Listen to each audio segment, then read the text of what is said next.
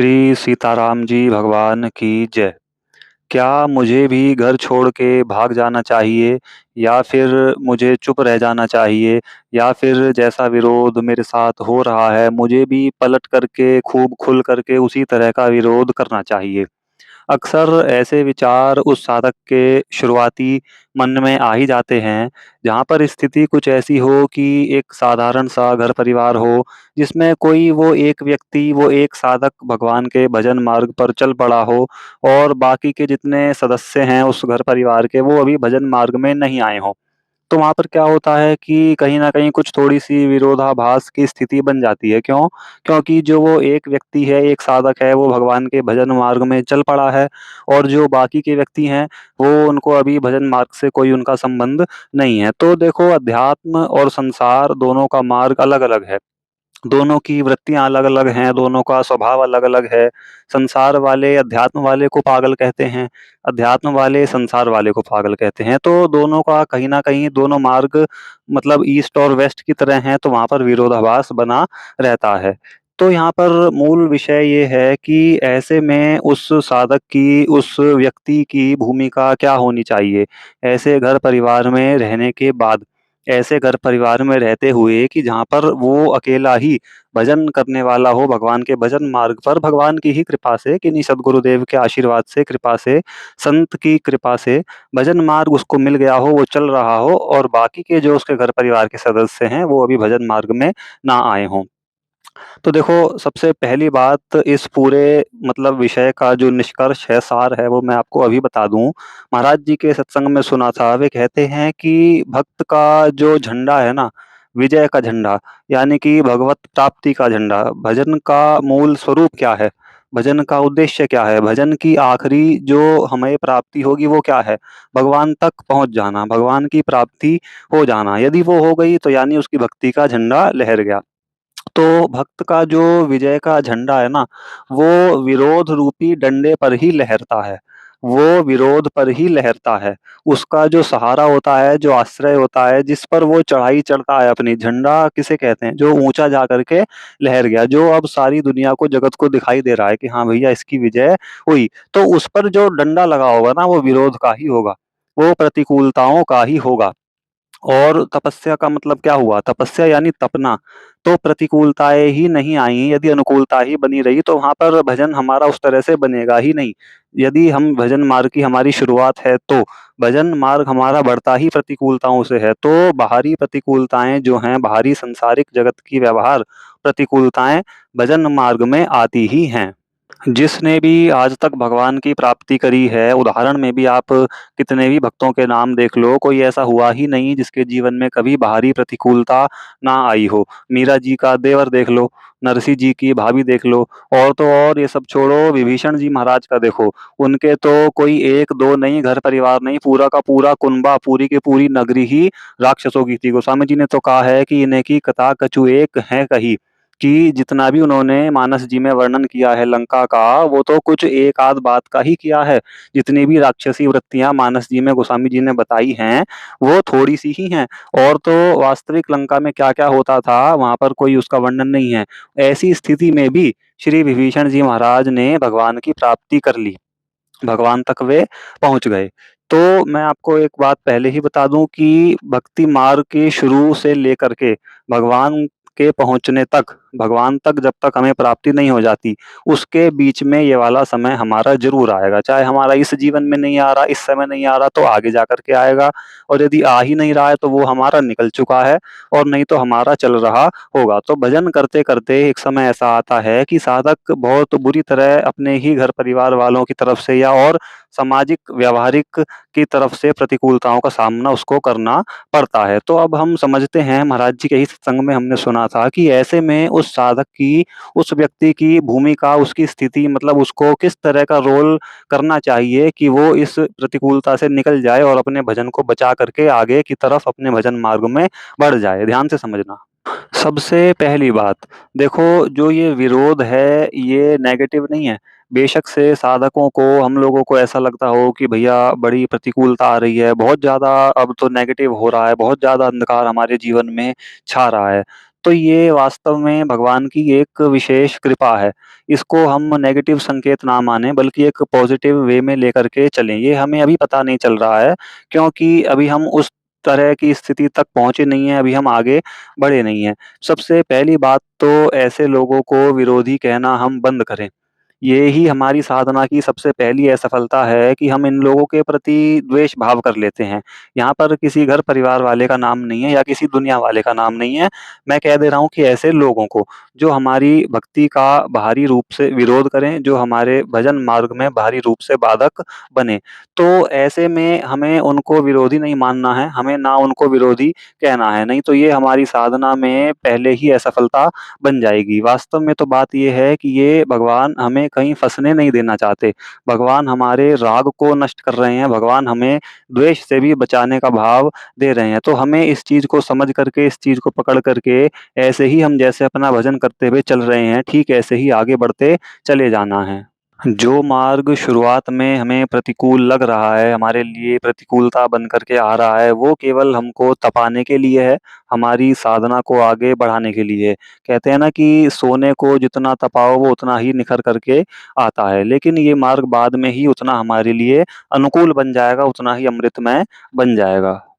अब दूसरी बात देखो बड़े ध्यान से समझना कि साधकों को ज़्यादातर ऐसा लगता है कि बाहरी दिखावे से या इसको ख़ैर दिखावा भी नहीं कहेंगे, हमारा नियम भी है, ठीक है, अच्छी बात है कि बाहरी तिलक, कंठी, माला पहन लेने से या लगा लेने से ही हमारी यह प्रतीक है, ये पहचान बनेगी या हम भगवान के भक्त कहलाएँगे। पहचान तो चलो तिलक से ही मानी जाएगी कि भैया तिलक लग रहा है कि नहीं।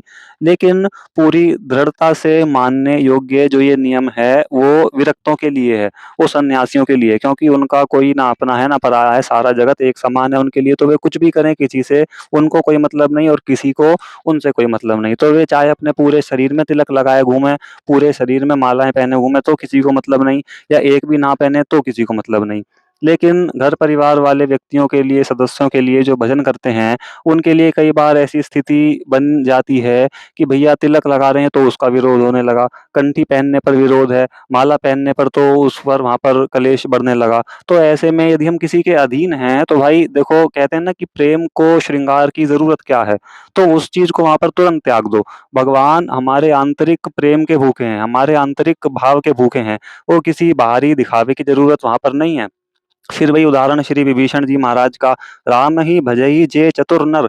वहां पर वे तिलक क्या लगाते, कंठी क्या पहनते, उन्होंने अपने महल में लिख रखा था राम, राम भगवान का नाम लिख रखा था। तो रावण को पता चली, रावण ने आकर के पूछा, मंदोदरी के साथ आए थे, पूछा पूरी सेना वेना लेकर के, पूछा कि भैया ये हमारे दुश्मन का नाम तुमने अपने कमरे में क्यों लिख रखा है, अपने महल में क्यों लिख रखा है, राम राम क्यों लिखवा रखा है? तो विभीषण जी ने झूठ बोल दिया, बोले कि ये राम नहीं है, रा से रावण, माँ से मंदोदरी, मैंने तो अपने राजा रानी का नाम लिख रखा है, अपने भैया भाभी का नाम लिख रखा है।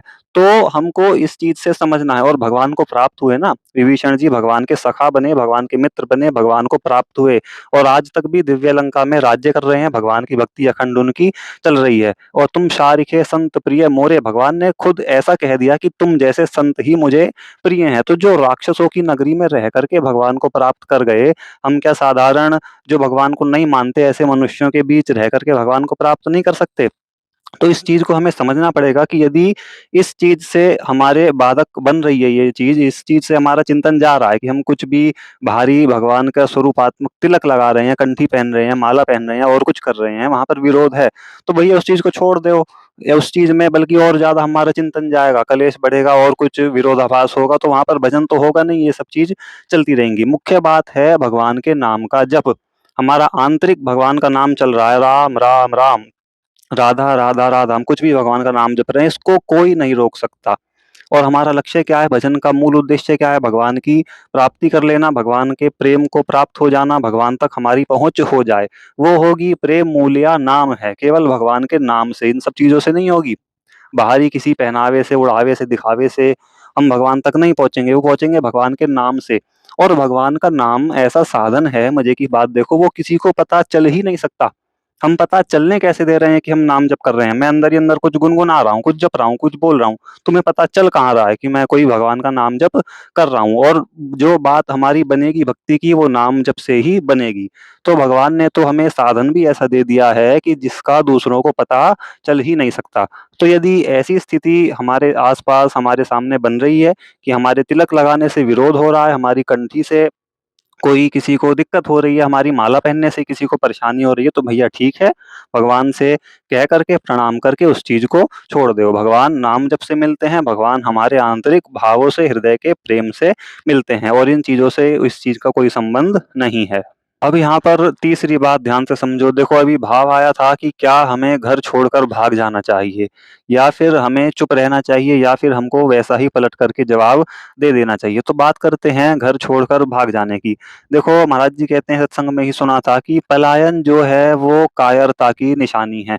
आज तक ऐसा कोई भी भगवान का भक्त नहीं हुआ जो प्रतिकूलताओं को देख करके भाग खड़ा हुआ हो। प्रतिकूलताओं को तो एक तरह से अपना मतलब ईंधन समझना चाहिए, अपना फ्यूल समझना चाहिए। ये पहचान ही है भजन मार्ग की कि हमारा भजन ठीक चल रहा है। यदि हमारे जीवन में प्रतिकूलताएँ ही नहीं आ रही हो ना, तो समझ लेना कि कहीं न कहीं कुछ गड़बड़ अभी हो रही है। जैसे एक कोई शूरवीर योद्धा होता है, कोई सैनिक होता है, वो अपनी रणभूमि में, रण मैदान में जाता है लड़ने के लिए, युद्ध करने के लिए, और उसको फिर चोट लगती है, वो मार खाता है, उसके खून निकलता है, तो वो उसको देख कर के और जोश आता है। यदि वो सच्चा योद्धा, सच्चा सैनिक, शूरवीर है तो। यदि कायर है तो वो ज़रा-सी सी चोट में फिर वहाँ से भाग खड़ा होगा। यदि वो सच्चा शूरवीर योद्धा है, तो खून देख कर के और उसकी रगों में जोश आएगा और उसको उत्साह बनेगा, वो और तेज़ी से जा कर के लड़ेगा। तो ठीक ऐसे ही साधक को जब विरोध की चोट लगती है, मार पड़ती है, उसके खून निकलता है, उसके अध्यात्म में चोट पहुँचती है, तब वो और तेज़ी से और उत्साह से और नए जोश से अपने भक्ति मार्ग में, भजन मार्ग में खड़ा होता है कि अब मैं और तेज़ी से भगवान का नाम जप करके और आगे-आगे बढ़ूँगा। तो भाग जाना तो कायरता है। हमारा दृष्टिकोण होना चाहिए कि हमारा भजन मार्ग ठीक चल रहा है। ये सब जितने भी बाहरी लोग हैं, हमारा विरोध कर रहे हैं, हमारे विरोधी नहीं हैं। भगवान की कृपा का ही स्वरूप हैं, भगवान का रूप ही हैं। मेरे भजन मार्ग को बढ़ाने के लिए ऐसी लीला कर रहे हैं। तो जो इस चीज़ का दृष्टिकोण है वो ये होना चाहिए कि हमें यहाँ से भागना नहीं है, हमें यहीं रह कर के चुपचाप सह करके भगवान के भजन को करना है। जिस हिसाब से भी स्थिति बने वैसे ही। फिर से उदाहरण आया विभीषण जी महाराज का, वे क्या भागे थे?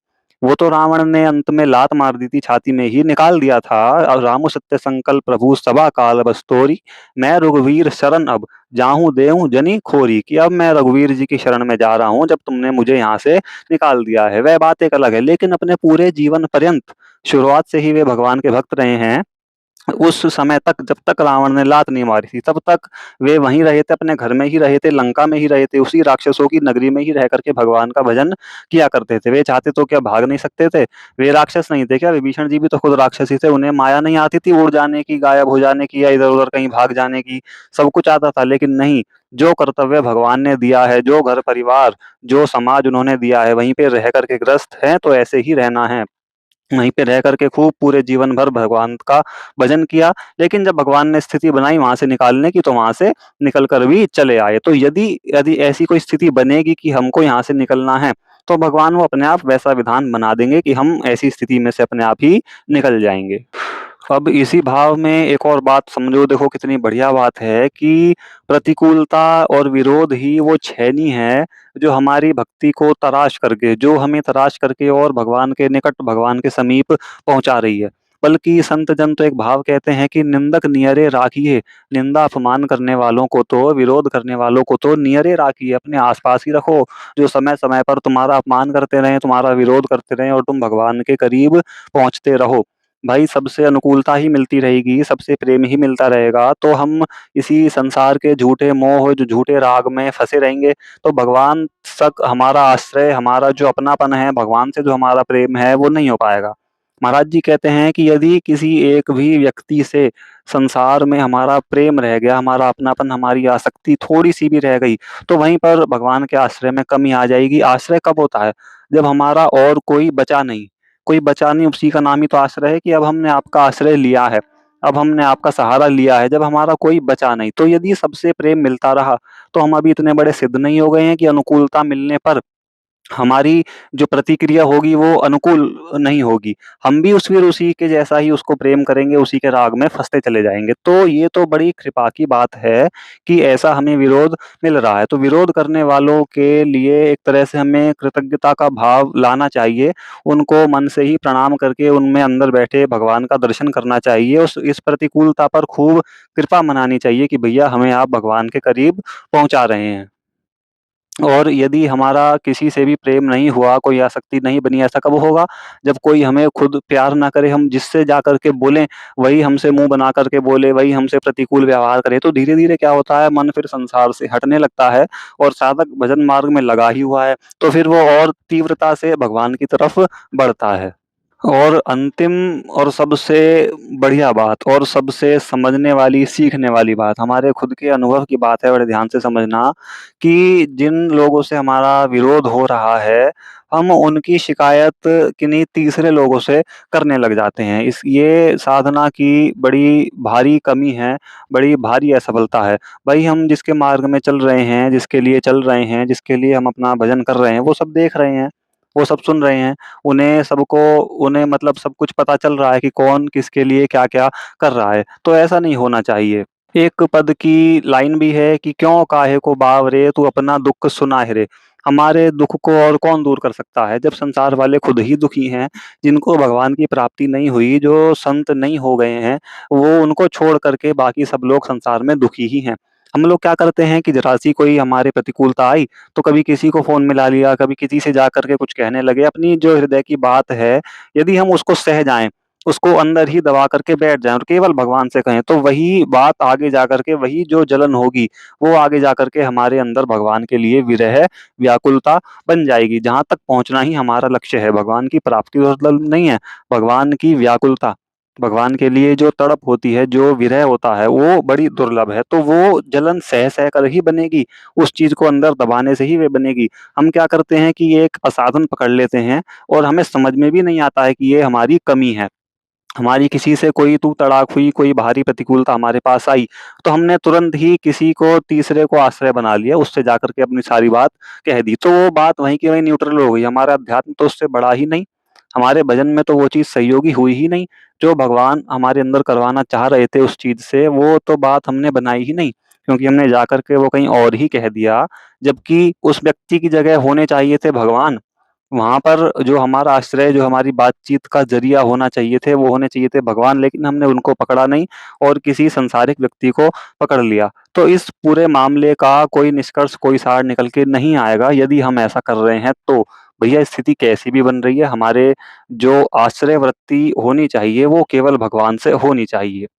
बातचीत केवल जागतिक व्यवहार के रूप में होनी चाहिए और सामने भगवान मान करके, भगवान के स्वरूप का उस व्यक्ति में दर्शन करते हुए केवल हमें व्यावहारिक तौर से बातचीत करनी है। लेकिन जो अपनी गुप्त हृदय की जो अंतरंग बातें हैं, जो हमारे भाव हैं, वो केवल और केवल भगवान से हों, तो हमारी बात बहुत जल्दी बनेगी।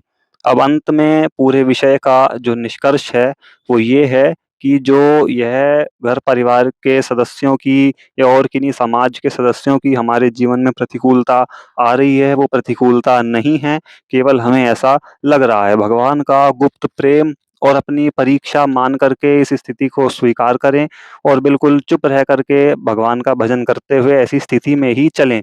यदि हम अपनी साधना से अडिग रहे, तो आगे जा कर के स्थिति ऐसी बदलेगी कि ये विरोध करने वाले ही फिर हमारे आगे-पीछे घूम रहे होंगे। और भगवान का मूल उद्देश्य भगवान की प्राप्ति का जो है वो है भगवान के नाम का जप। इस बात में सहयोगी बात ये वाली है और जो नाम जप है वो किसी को वो साधन ही ऐसा है कि वो किसी को पता चल नहीं सकता। तो इस बात से हम निश्चिंत रहें कि हमारी साधना दिखेगी तो विरोध होगा या ये होगा, वो होगा। जो मूल साधना है वो किसी को दिख सकती ही नहीं। वो आंतरिक भाव है, आंतरिक प्रेम है, भगवान के नाम का जप है। तो भैया चुपचाप रहते हुए, सहते हुए भगवान का नाम जप करते रहें और कोई साधन बने तो ठीक, ना बने तो ठीक, नाम जप चलते रहना चाहिए। बोलो सीताराम भगवान की जय।